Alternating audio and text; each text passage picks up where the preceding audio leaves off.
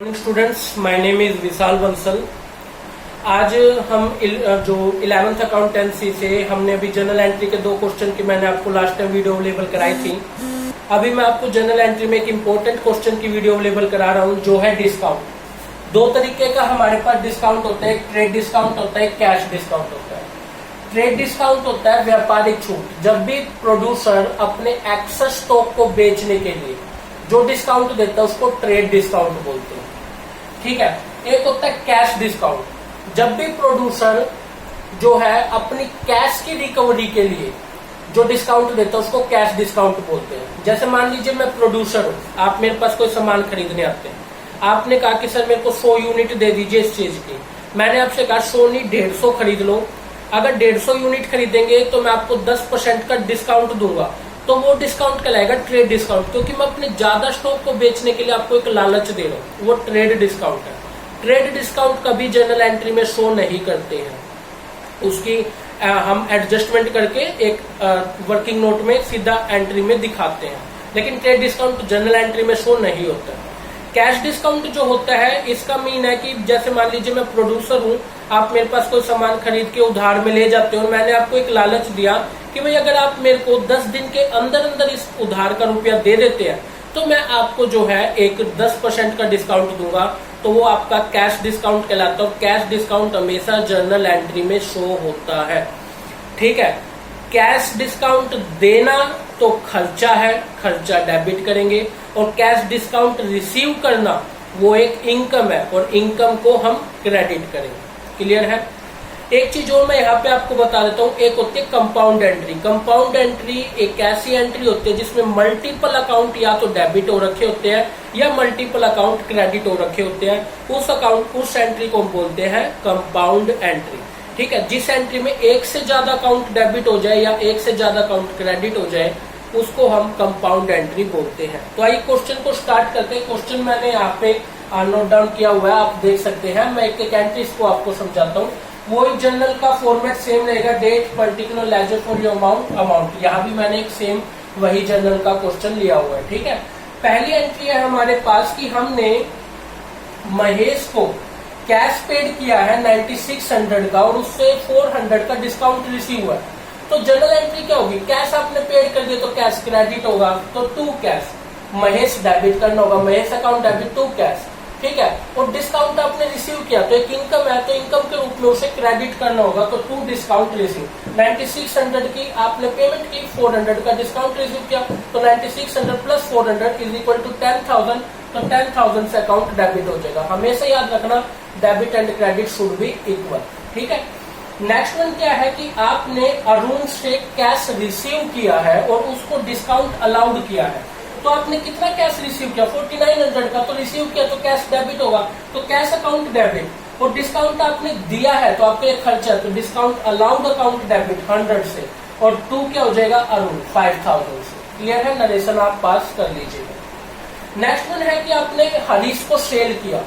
जब आप सेल करेंगे तो जनरल एंट्री क्या होगी? Harish account debit to sale. चाहे तो आप हरीश के साथ अकाउंट वर्ड ना यूज करें, क्योंकि इट इज पर्सनल नेचर में अकाउंट आप ना लगाए तो चलता है।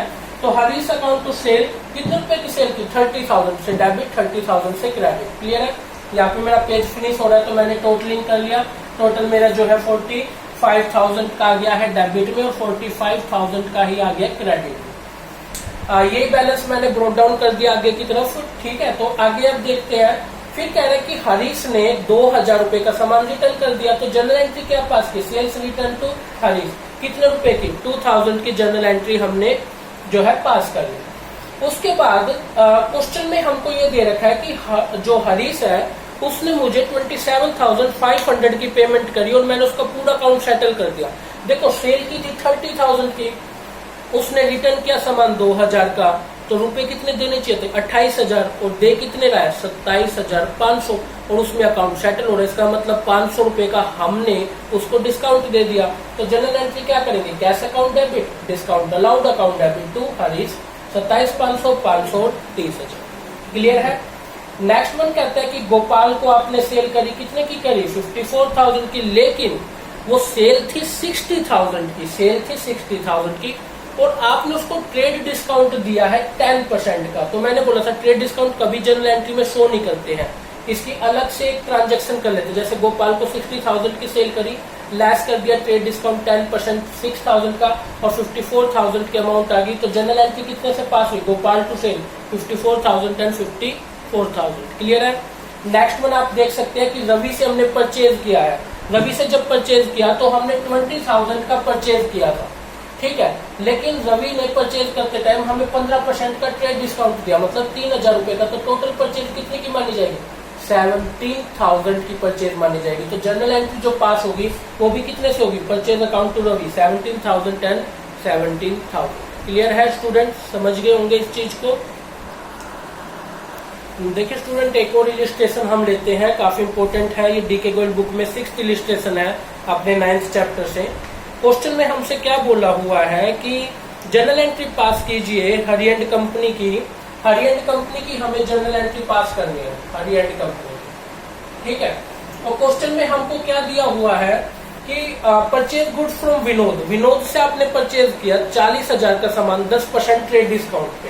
अब देखिए परचेज आपने कितने का किया है? 40,000 का, और लेस कर लेंगे 10% का ट्रेड डिस्काउंट, मतलब 4,000 रुपए का। तो टोटल आपकी जो से परचेज हुई है कितने की हुई है? 36,000 की। तो आप एंट्री भी कितने से करेंगे? Purchase account debit to Vinod. Vinod से आपने परचेज किया, परचेज फ्रॉम विनोद। कितने रुपए का आपने परचेज किया है? आपने परचेज किया है 36,000 का, ना कि 40,000 का। ट्रेड डिस्काउंट घटा करके आप जर्नल एंट्री जो है पास करेंगे। 1 अप्रैल को ये एंट्री हुई है 2017 में। उसके बाद आपसे कह रहा है return good to Vinod at the list price of 1000। Goods जो है रिटर्न कर दी विनोद को। अगर रिटर्न कर दी तो जर्नल एंट्री क्या होगी? Vinod account debit to purchase return. अगर परचेज डेबिट है तो परचेज रिटर्न क्या होगा? क्रेडिट होगा। क्लियर है ना। तो यहाँ पे नरेशन में लिखेंगे परचेज रिटर्न टू विनोद। कितने रुपए की आपने रिटर्न कर दिया उसको सामान? देखिए 1,000 रुपए का आपने जो है वो परचेज रिटर्न किया है, ठीक है। लेकिन जो ये 1,000 रुपए का रिटर्न किया है उस पर 10% का डिस्काउंट भी तो शामिल है ना। तो लेस कर देंगे 10% का जो डिस्काउंट था 100 रुपए। तो टोटल कितना अमाउंट बच गया? 900 रुपीज का। तो आपकी रिटर्न कितने की मानी जाएगी? 900 रुपीज की रिटर्न मानी जाएगी। और ये किस तारीख को है? ये 2 अप्रैल को है।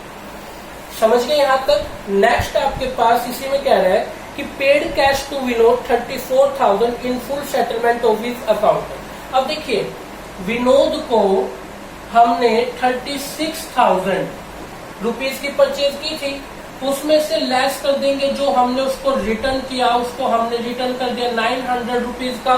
तो देखा जाए तो 35,100 उसको पेड करने चाहिए, और हम उसको पेड कितने कर रहे हैं? 34,000, ठीक है। लेस कर देंगे पेड अमाउंट, हम उसको पेड कितने कर रहे हैं? 34,000। इसका मतलब कि 11,000 का हमें क्या मिल रहा है? डिस्काउंट रिसीव हो रहा है। समझ ले कितने का डिस्काउंट रिसीव हो रहा है? 1100 रुपीज का। तो कैसे जर्नल एंट्री पास करेंगे? हमने विनोद को कैश पेड किया तो कैश क्रेडिट होना चाहिए। तो Vinod account debit to cash account, ठीक है। उसको हमने कितने का कैश पेड किया? 34,000 का। और 2 हो जाएगा डिस्काउंट रिसीव, क्योंकि डिस्काउंट रिसीव एक इनकम है ना, इस वजह से क्रेडिट होगी 1100 रुपए की। और विनोद के अकाउंट को डेबिट करेंगे तो 35,100 से। और नरेशन में लिख देंगे paid cash and discount receive from Vinod, ठीक है। और ये सब चीज किस तारीख को हुआ है? ये सब चीज 6 अप्रैल को हुई। बस यहाँ पे आपका क्वेश्चन कंप्लीट हो जाएगा। टोटलिंग कर लीजिए और आपका क्वेश्चन क्या हो गया है? कंप्लीट हो गया है, ठीक है। इस तरीके से जनरल एंट्री के आपको क्वेश्चन करने हैं। सेम आगे क्वेश्चन आपको सेल के रूप में दे रखा है। तो जैसे क्वेश्चन में कह रखा है कि sold good to Kailash at the list price of 1 lakh at 15% trade discount. तो अब सेल की एंट्री कर लो, कैलाश टू से ट्रेड डिस्काउंट को घटा करके फिर सेल्स रिटर्न की एंट्री कर लीजिए, फिर कैश को जो है रिसीव करने की एंट्री। तो इस तरीके से आप करेंगे, आपको समझ आ जाएगा। किसी क्वेश्चन में कोई डाउट आए तो मेरे फोन नंबर मेंशन है यहाँ पे, तो आप मुझे कॉल कर सकते हैं और मैं आपकी क्वेरी वहां पे ले सकता हूँ। ठीक है स्टूडेंट, थैंक यू।